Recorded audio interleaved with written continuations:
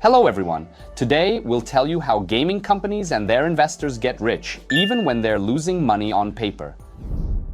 In the gaming industry, as in any business, it's crucial to understand the financials. And just like in any other business, the key metric is operating profit, meaning how much you've earned after paying all business costs, but before paying tax.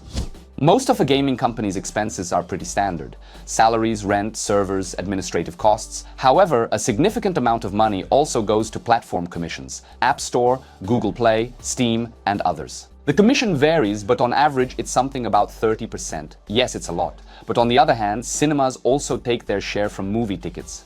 Such is the ruthless show business. But there's nothing surprising about commissions, so where does the loss come from? To understand this, we should look at another relatively unique expense item: player acquisition. The more users play, the more attractive and interesting the game becomes, meaning players spend more time and the value of each customer increases. Therefore, it's necessary to constantly attract new players to grow the user base, and with it, in-game purchases. Sometimes, marketing expenses can exceed the company's other expenses combined. Due to such large expenses, even successful companies often show losses on paper. But to earn a lot and be as successful in the long term as Tony Stark, you first need to invest actively and heavily.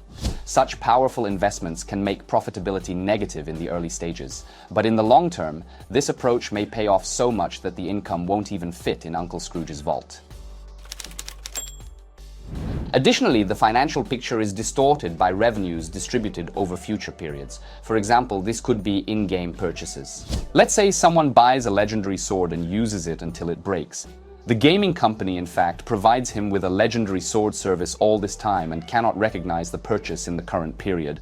But like in Nolan's movies, in the end, all the pieces inevitably come together to form one picture. Analysts, to compensate for this not entirely linear storyline and better understand the financial state of a gaming company, primarily look at revenue. This metric, like a scoreboard, shows how much the company has actually earned. Be successful in reality, not just on paper, and subscribe to our channel to learn more. We'll tell you everything, show you everything in a gaming business and beyond.